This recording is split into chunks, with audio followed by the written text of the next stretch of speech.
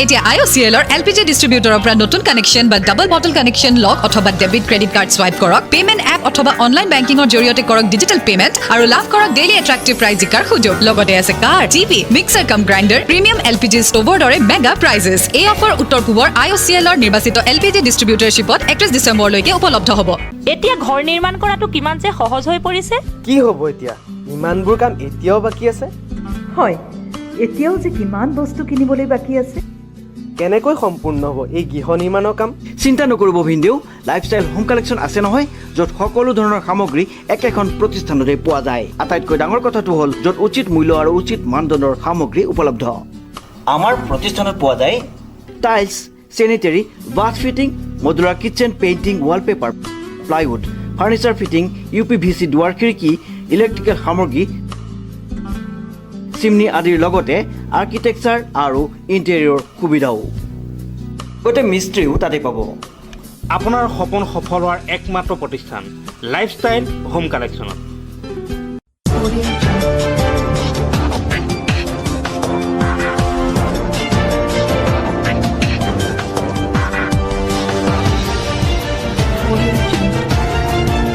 নমস্কাৰ নিউজ নাওৰ বাতৰিলৈ স্বাগতম জনাই ষ্টুডিঅ'ত মই অনুপম বৰা চাওঁ আহক কি আছে আজি আমাৰ প্ৰধান বাতৰিত টিয়কত অগপৰ স্থিতিক লৈ ক্ষুণ্ণ অসম জাতীয় পৰিষদ নিউজ নাওৰ এক ৰিপৰ্ট ৰাজ্যত নিৰ্বাচনৰ দিন চমু চাপি অহাৰ লগে লগে বিভিন্ন ৰাজনৈতিক দলৰ মাজত ক্ৰমাৎ সমষ্টিয়ে বাঢ়িছে সাংগঠনিক তৎপৰতা ব্যতিক্ৰম নহয় 102 নং টিয়ক বিধানসভা সমষ্টি শাসক বিৰোধী প্ৰতিটো দলৰে প্ৰাৰ্থিত্ব প্ৰয়াসীয়ে ভিৰ কৰিছেহি সমষ্টিটোৰ গাঁও চহৰ উল্লেখযোগ্য যে ৰাজ্যত নতুনকৈ গঠন হোৱা অসম জাতীয় পৰিষদেও ক্ৰমাৎ যেন খুপনি পুতিবলৈ আৰম্ভ কৰিছে সেয়েহে দলটোৱে টিয়কত গঠন কৰিলে এখনি সাংগঠনিক সমিতি উল্লেখযোগ্য যে টিয়কৰ ফুটভিল্লাত অনুষ্ঠিত দলটোৰ এখন সভাত ৰাজ্যিক সমন্বয়ক অদীপ কুমাৰ ফুকনৰ উপস্থিতিত অনুষ্ঠিত উক্ত সভাত টিয়কৰ অৱসৰপ্ৰাপ্ত শিক্ষক কিৰণ চন্দ্ৰ গোস্বামীয়ে সভাপতিত্ব কৰে উক্ত সভাতে ৰাজ্যিক আহ্বায়ক অনুপ ফুকনকে ধৰি অজাপৰ কেইবাগৰাকীও নেতা থাকি আগন্তুক দিনত দলীয় কাম কাজ আগবঢ়াই নিবলৈ টিয়ক সমষ্টিৰ বাবে ৭৪জনীয়া এখন সমষ্টি সমিতি গঠন কৰি আঞ্চলিকতাবাদৰ ধাৰা অব্যাহত ৰাখিবলৈ চেষ্টা অব্যাহত ৰাখিছে সম্মানীয় টিয়ক সমষ্টিৰ বিশিষ্ট ব্যক্তিসকল আজি সভাখন সমাপন কৰিব লাগিব যিহেতু সময় বেছি হৈ গৈছে গতিকে মই আজি উদ্দেশ্যবাক্য টিয়ক সমষ্টিতে এটা সময়ত জাতীয়তাবাদৰ অন্যতম নেতা সুদহম ছাত্ৰ সন্থাৰ এসময়ৰ শক্তিশালী নেতা সিংহপুৰুষ বুলি পৰিচিত আছিল ললি ৰাজখোৱাৰ এইটো সমষ্টি আছিল আৰু ইয়াতে ললি ৰাজখোৱাই অসম আন্দোলন ইয়াৰ পৰা আৰম্ভ কৰিছিল শক্তিশালীভাৱে আৰু সেইকাৰণে আমি খুব আশা কৰিছোঁ যে টিয়ক সমষ্টিৰ পৰা অন্ততঃ অসম গণ পৰিষদৰ ব্যক্তিসকলে বা নেতাসকলে ললিত ৰাজখোৱাৰ সেই ধাৰাটোক অব্যাহত কিন্তু এটি দুৰ্ভাগ্যৰ বিষয় যে আজি টিয়কৰ পৰাই আজি অসম গণ পৰিষদৰ প্ৰতিনিধিগৰাকীয়ে ললিত ৰাজখোৱাৰ সেই ত্যাগক সম্পূৰ্ণ মূল্য নিদিলে আৰু ৰাষ্ট্ৰীয় ৰাজনৈতিক দলৰ পৃষ্ঠপোষকতাত তেওঁলোকে যিটো আঞ্চলিকতাবাদ ধাৰাটোক এটা মৃত্যুমুখলৈ ঠেলি লৈ গ'ল আৰু সেইকাৰণে আমি ইয়াত আঞ্চলিকতাবাদৰ যিটো দুৰ্গ আছিলে সেই দুৰ্গ উদ্ধাৰ কৰিবৰ কাৰণে আমি জাতীয় পৰিষদ আহিছোঁ আৰু যাতে ললিত ৰাজখোৱাৰ সপোন আমি বাস্তৱ কৰিব পাৰোঁ ললিত ৰাজখোৱাৰ এই শক্তিশালী স্থিতি তেওঁলোক শক্তিশালী ৰাজনৈতিক ধাৰাক যদি বাস্তৱ কৰিব পাৰোঁ তাৰবাবে আমি জাতীয় পৰিষদৰ আমি সমষ্টি কমিটি কৰিছোঁ আৰু এই সমষ্টি কমিটি কৰি আমি গাঁৱৰ ৰাইজৰ কাষলৈ যাম আৰু ললিত ৰাজখোৱাই দি যোৱা পথেৰে আমি এই সমষ্টিটোক আগুৱাই নিবৰ কাৰণে আমি চেষ্টা কৰিম যাতে নাগপুৰৰ পৰা ৰাজনীতি চলাব নোৱাৰে দিল্লীৰ পৰা ৰাজনীতি চলাব নোৱাৰে বা ডুবাইৰ পৰা UDFৰ ৰাজনীতি চলাব নোৱাৰে ৰাজনীতি চলিব লাগিব অসমৰ ভূমিৰ পৰা ৰাজনীতি চলিব লাগিব টিয়কৰ ভূমিৰ পৰা আৰু সেইটোৱে আঞ্চলিকতাবাদ তেনে আঞ্চলিকতাবাদ আমি বিচাৰোঁ কোনো সৰ্বভাৰতীয় ৰাজনৈতিক দলৰ লগত ঐক্যবদ্ধভাৱে অসমৰ কোনো উন্নয়ন নহয় আৰু সেইকাৰণে আমি অতি শক্তিশালীভাৱে আঞ্চলিকতাবাদী শক্তিবিলাকক লগত লৈ এই বড়ো কাৰ্বি ডিমাচা বিভিন্ন আঞ্চলিক ৰাজনৈতিক দল লগত লৈ আমি ঐক্যবদ্ধভাৱে 21ত আঞ্চলিক ৰাজনৈতিক চৰকাৰ গঠন কৰিবৰ বাবে আমি পদক্ষেপ গ্ৰহণ কৰিব বিচাৰিছোঁ টিয়কৰ পৰা মাধুৰ্য বৰাৰ ৰিপৰ্ট নিউজ নাও 24/7 6 ডিচেম্বৰ দেওবাৰে কছাৰীপৰীয়া নামঘৰত অনুষ্ঠিত হৈ যায় নামঘোষাৰ এভাগী অনুষ্ঠান 6 ডিচেম্বৰ দেওবাৰে যোৰহাট চহৰস্থিত কছাৰীপৰীয়া নামঘৰত অনুষ্ঠিত হৈ যায় কীৰ্তন ঘোষা পাঠৰ এভাগী অনুষ্ঠান। উল্লেখযোগ্য যে কছাৰীপৰীয়া আই মাতৃ সমষ্টৰ সৌজন্যত দিনজোৰা কাৰ্যসূচীৰে শুভাৰম্ভ হোৱা অনুষ্ঠানভাগী সন্ধিয়া সুকলমে সামৰণি পৰে। উক্ত অনুষ্ঠানটিত কণমানি শিশুৰ দ্বাৰা নাম প্ৰসংগ, ভাগৱত ব্যাখ্যা আৰু দিহানাম পৰিৱেশন কৰা হয়।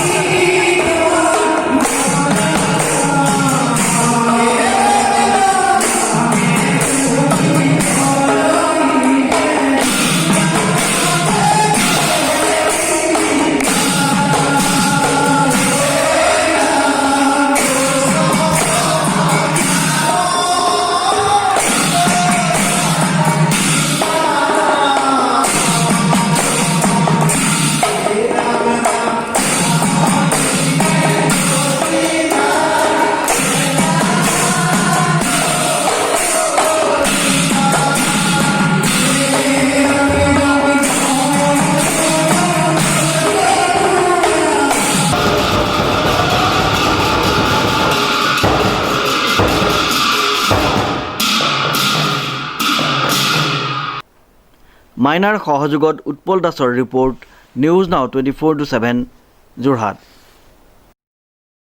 মাজুলীত বিজয় উল্লাস, ৰাইজে আনন্দতে পালন কৰিলে আবতৰীয়া দেৱালী। মাজুলীবাসীৰ বহুদিনীয়া এটা সপোন হ'ল যোৰহাট মাজুলীৰ সংযোগী দলং। এই সপোন বাস্তৱত ৰূপায়িত কৰিলে সকলোৱে মৰমৰ অসমৰ অতি শ্ৰদ্ধাৰ মুখ্যমন্ত্ৰী সৰ্বানন্দ সোণোৱালে। যোৰহাট সংযোগী মাজুলীৰ দলঙৰ নিবিদা আহ্বান হোৱাৰ লগে লগে মাজুলীৰ প্ৰতিষ্ঠিত ব্যৱসায়িক স্থান কমলাবাৰীত বিভিন্ন দল সংগঠন মাজুলীৰ ৰাইজ ৰাজপথলৈ ওলাই আহি চাকি বন্তি জ্বলাই আতচবাজি ফুটাই আনন্দত আত্মহাৰা হৈ পৰে। ৰাইজৰ এক গৌৰৱৰ দিন। আমি কোনোদিন নভবা নিচিন্তা, আমি কোনোদিন কল্পনা কৰিব পৰা নাছিলোঁ নিমাতী আৰু মাজুলী সংযোগী এখন যে দলং মাজুলীৰ ৰাইজে পাব, এই কথাটো আমি কল্পনাৰো অতীত আছিল। কিন্তু আমাৰ মাননীয় বিধায়ক তথা মাননীয় অসমৰ মুখ্যমন্ত্ৰীগৰাকীয়ে মাজুলীবাসী ৰাইজক যি উপহাৰ দিলে, তাৰ কাৰণে আজি মাজুলীবাসী ৰাইজে তেখেতৰ ওচৰত সদায় চিৰকৃতজ্ঞ হৈ থাকিব। ভৱিষ্যতৰ দিনত এই মাজুলী জিলাত তেখেতৰ নাম সদায় জিলিকি থাকিব আৰু মাজুলীবাসী ৰাইজে কেতিয়াও তেখেতক নেপাহৰে, সদায় তেখেতৰ জীৱন্ত কাললৈকে মৃত্যুৰ পাছতো তেখেতক আমি সদায় স্মৰণ কৰি থাকিম। আজি মাজুলী এই 2 লাখ মানুহে আনন্দ আৰু উৎসৱত এক পৰিৱেশ সৃষ্টি হৈছে, তাৰ কাৰণে আমি সকলোৱে গৌৰৱ অনুভৱ কৰিছোঁ। মাজুলী আজি গোটেই অসমৰ ৰাইজে এই মাজুলী আৰু যোৰহাটৰ সংযোগী দলংখন নিৰ্মাণ কৰাৰ কাৰণে অসমৰ ৰাইজেও ইয়াক এই ক্ষেত্ৰত আদৰণি জনাইছে আৰু আমি সকলোৱে এই ক্ষেত্ৰত আনন্দ উৎসৱ পৰিৱেশ কৰি কমলাবাৰী চাৰিআলিত আমি এক আনন্দ উৎসৱ আয়োজন কৰিছোঁ। মাজুলীবাসী ৰাইজে ঘৰে ঘৰে আনন্দ উৎসৱ পালন কৰিছে। সৰ্বানন্দ সোণোৱাল ডাঙৰীয়া, মাননীয় আমাৰ বিধায়ক তথা অসমৰ মুখ্যমন্ত্ৰী সৰ্বানন্দ সোণোৱাল ডাঙৰীয়াই যি কথা দিছিল সেই কথা ৰাখিলে। আমি তাৰ কাৰণে গৌৰৱান্বিত। আমি ভাৰতীয় জনতা পাৰ্টীৰ এগৰাকী সদস্য হিচাপে তাৰ কাৰণে আমি গৌৰৱান্বিত হৈছোঁ। আমি তেখেতলৈ আন্তৰিক শ্ৰদ্ধা জনাইছোঁ, কৃতজ্ঞতা জনাইছোঁ। লগতে অসম চৰকাৰ আৰু ভাৰত চৰকাৰ, দুয়োখন চৰকাৰলৈ আমি সগৌৰৱে আন্তৰিকতাৰে শুভেচ্ছা জনাইছোঁ, কৃতজ্ঞতা জনাইছোঁ, ধন্যবাদ জনাইছোঁ। আজি বিশ্বৰ লগতে আমাৰ সমগ্ৰ মাজুলীবাসী অতি উপকৃত হৈছোঁ। আমাৰ বিজেপি নেতৃত্বাধীন চৰকাৰখনে মাজুলীবাসীয়ে নিবিচৰাকৈ বহুতো আমাক দি আছে। আমি মাজুলীবাসীয়ে নিবিচৰাকৈ আমাক জিলা দিলে, মাজুলীবাসীয়ে নিবিচৰাকৈ আমাক কেন্দ্ৰীয় পথ দিলে, 715K যি ৰাষ্ট্ৰীয় ঘাইপথ দিলে। তাৰ লগতে বৰ্তমান আমাৰ যিটো বহিৰ্বিশ্বৰ লগত যোগাযোগৰ কাৰণে নিমাতীটো মাজুলী সংযোগী দলঙৰ যোৱাকালি আপোনাৰ নিবিদা আহ্বান কৰিছে জানুৱাৰী 1 তাৰিখলৈকে। তাত আমি উৎফুল্লিত। আগন্তুক দিনত কেন্দ্ৰীয় চৰকাৰখনৰ পথ পৰিবহণ মন্ত্ৰী নীতিন গাডকাৰী মহোদয়, সন্মানীয় নৰেন্দ্ৰ মোদী মহোদয়, সন্মানীয় আমাৰ স্থানীয় বিধায়ক তথা অসমৰ মাননীয় মুখ্যমন্ত্ৰী সৰ্বানন্দ সোণোৱাল ডাঙৰীয়াক আমি এই চেগতে আন্তৰিক কৃতজ্ঞতা আৰু ধন্যবাদ জ্ঞাপন কৰিছোঁ। মাজুলীবাসীৰ হিয়াৰ আমঠু আগন্তুক দিনত তেওঁলোকক আমি মাজুলীবাসীয়ে আগন্তুক 2021 বৰ্ষৰ নিৰ্বাচনত আমি আজি দৃঢ় প্ৰতিজ্ঞাবদ্ধ লৈছোঁ যাতে মাজুলীৰ পৰা সৰ্ববৃহৎ ব্যৱধানৰ ভোটত আমি বিজেপি চৰকাৰখন জিকাই পঠাম। প্ৰণৱ খেনচোৱাৰ সহযোগত মাজুলীৰ পৰা দেৱজিৎ বৰা, নিউজ নাও 24/7। কৃষক নেতা অখিল গগৈ মুক্তিৰ দাবীত মৰাণত তীব্ৰ প্ৰতিবাদ। নিউজ নাওৰ এক ৰিপৰ্ট। কৃষক নেতা অখিল গগৈৰ শীঘ্ৰে মুক্তিৰ দাবী আৰু নাগৰিকত্ব সংশোধনী বিধেয়ক বাতিল, লগতে অত্যাৱশ্যকীয় খাদ্য সামগ্ৰীৰ মূল্যবৃদ্ধি হ্ৰাস কৰাৰ দাবীত উজনি অসমৰ মৰাণত মৰাণ নগৰ মাজমজিয়াত 37 নম্বৰ ৰাষ্ট্ৰীয় ঘাইপথৰ দাঁতিত চৰকাৰৰ বিৰুদ্ধে তীব্ৰ প্ৰতিবাদ সাব্যস্ত কৰে টাই আহোম ছাত্ৰ সন্থা, চুতীয়া ছাত্ৰ সন্থা, সোণোৱাল কছাৰী ছাত্ৰ সন্থা, টাই আহোম যুৱ পৰিষদ, কৃষক মুক্তি সংগ্ৰাম সমিতি, ছাত্ৰ মুক্তি সংগ্ৰাম সমিতি, নাৰী মুক্তি সংগ্ৰাম সমিতি, চাহ শ্ৰমিক মুক্তি সংগ্ৰাম সমিতি, অসম জনজাতি ছাত্ৰ সন্থা, আদিবাসী ছাত্ৰ সন্থা, গোৰ্খা ছাত্ৰ সন্থা, বীৰ লাচিত সেনা, আহোম সেনা, অসম চাহ জনগোষ্ঠী জলহা যুৱ পৰিষদ, অনুসূচিত জাতি ছাত্ৰ সন্থা, সংগ্ৰামী প্ৰতিবাদী নাৰী সন্থা, মুছলিম যুৱ পৰিষদ, ঐক্য সেনা, মৰাণ ছাত্ৰ সন্থা আৰু কা বিৰোধী ঐক্য মঞ্চ মৰাণৰ যৌথ উদ্যোগত অনুষ্ঠিত উক্ত অৱস্থান প্ৰতিবাদী কাৰ্যসূচীত বিজেপি চৰকাৰৰ বিৰুদ্ধে বিভিন্ন প্ৰতিবাদী শ্লোগান দিয়াৰ লগতে নৰেন্দ্ৰ মোদী, সৰ্বানন্দ সোণোৱাল, হিমন্ত বিশ্ব শৰ্মা মুৰ্দাবাদ ধ্বনি শ্লোগানেৰে মৰাণৰ আকাশ বতাহ কঁপাই তোলে। যোৱা 10, 11, 12 ডিচেম্বৰ যি ঐতিহাসিক কা বিদ্ৰোহ আছিল, যি গণবিদ্ৰোহ আছিল, সেই বিদ্ৰোহক বিজেপি চৰকাৰে অতি কৌশলেৰে কুটিল চক্ৰান্তৰে কিছু পৰিমাণে স্থিমিত কৰা দেখা গ'ল। স্থিমিত কৰিবলৈ তেওঁলোকে সক্ষম হ'ল। এতিয়া আমি ক'ব খুজিছোঁ যে জাতিধ্বংসী যি আইন, এই জাতিধ্বংসী আইন কেতিয়াও অসমে মানি নলয়, অসমীয়া জাতিয়ে কেতিয়াও মানি নলয়। সেই কথা পুনৰবাৰ প্ৰতীয়মান কৰিবৰ কাৰণে আমি আকৌ আন্দোলন আৰম্ভ কৰিছোঁ। আমি কৃষক মুক্তি সংগ্ৰাম সমিতি আৰু অসমৰ বিভিন্ন জাতীয় জনগোষ্ঠীয় সংগঠন সকলোৱে এইবাৰ ঐক্যবদ্ধ হৈ এই কা বাতিলৰ দাবীত আমি পুনৰ আন্দোলন আৰম্ভ কৰিম। আমি স্পষ্টভাৱে কৈছোঁ, সৰ্বানন্দ সোণোৱাল আপুনি যেতিয়ালৈকে কা বাতিলৰ পক্ষত অৱস্থান নকৰিব তেতিয়ালৈকে কিন্তু অসমীয়া জাতিয়ে আপোনাক ৰেহাই নিদিব। আপুনি ভীৰু, আপুনি কা বড়ো। আচলতে দুৰ্ভাগ্যজনক কথা এইটোৱেই যে আজি যি আঞ্চলিকতাবাদো আছে, মই মানে অসম গণ পৰিষদৰ কথা ক'ব খুজিছোঁ, দুৰ্বল আৰু দিল্লীৰ পদলেহনকাৰী। অসম চুক্তিক তেওঁলোকে অসম চুক্তিৰ জৰিয়তে তেওঁলোকে ক্ষমতালৈ আহিছিল, কিন্তু সেই অসম চুক্তিকে তেওঁলোকে লংঘন কৰি অসমীয়া জাতিক বিশ্বাসঘাতক কৰি তেওঁলোকে দিল্লীৰ ওচৰত আঁঠু ল'লে। গতিকে আমি কৃষক মুক্তি সংগ্ৰাম সমিতি আৰু অসমৰ সকলো সংগঠন, সকলো কা বিৰোধী মঞ্চই স্পষ্টভাৱে কৈছোঁ যে আমি কোনো কাৰণতে কা মানি নলওঁ। কাৰ কাৰণে পুনৰ গণবিদ্ৰোহ হ'ব, পুনৰ গণজোৱাৰ আহিব।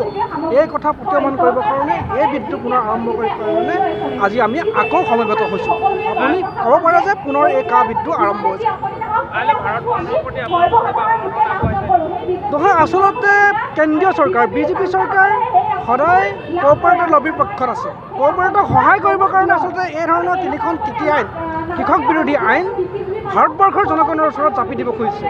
গতিকে আমি পূৰ্ণ সমৰ্থন জনাইছোঁ কাইলৈ যি ভাৰত বন্ধ আছে, আৰু আমি বদ্ধপৰিকৰ এই আন্দোলনৰ লগত সহযোগ কৰিবৰ কাৰণে। এই কথাটো স্পষ্ট। ফেচিছ বিজেপি চৰকাৰক সকীয়াই দিছোঁ যে সময় থাকোঁতে আপোনালোকে কৃষকসকলৰ যি মনোবেদনা, কৃষকসকলৰ যি দুখ দুৰ্দশা আৰু সঠিক আলোচনা কৰি এই আইনকেইখন প্ৰত্যাহাৰ কৰি তেওঁলোকক মৰ্যাদা দিবলৈ শিকক। Bureau' report, news now 24/7 Jorhat. যোৰহাটৰ এজন উদীয়মান ব্যৱসায়ী তথা সাংস্কৃতিকবান যুৱক আকিল হাজৰিকাৰ উদ্যোগত জিলা পুথিভঁৰাল প্ৰেক্ষাগৃহত সুকলমে অনুষ্ঠিত হৈ যায় miss queen of north east 2020। এতিয়া খন্তেক উপভোগ কৰোঁচোন, আহক এই অনুষ্ঠানটি। আৰু সকলো এটা ডাঙৰ হাত চাপৰি। বঢ়িয়া, হাত চাপৰিটো কিন্তু মাৰি থাকিব, বতৰটো ঠাণ্ডা। আৰু এতিয়া মই মঞ্চলৈ আমন্ত্ৰণ জনাব বিচাৰিছোঁ আমাৰ প্ৰথমগৰাকী বিচাৰক মিছেছ মনিকা সিনহা। আৰু এয়া নিউজ নাও স্বত্বাধিকাৰী উৎপল দাস ডাঙৰীয়া আৰু যোৰহাটৰ এজন উদ্যোগপতি জিতেন্দ্ৰ প্ৰজাপতি ডাঙৰীয়া। এতিয়া জোৰত একদম ডাঙৰকৈ হাত চাপৰি বঢ়িয়া, মাজে মাজে মাৰি থাকিব।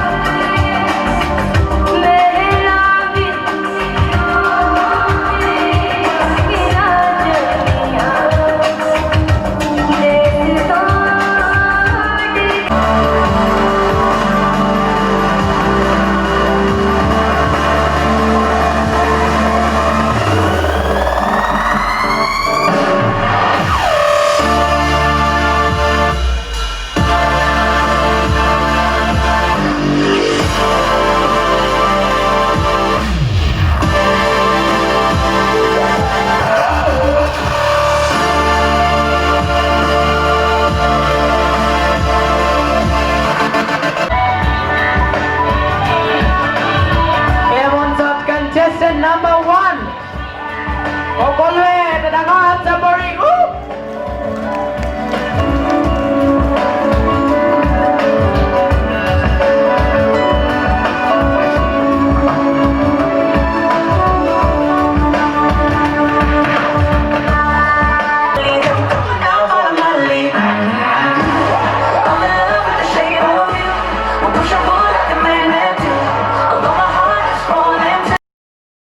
নিউজ নাওৰ বাতৰি আজিলৈ ইমানেই। বিভিন্ন বা-বাতৰি আৰু অনুষ্ঠানৰ বাবে চাই থাকক নিউজ নাও 24/7। ধন্যবাদ।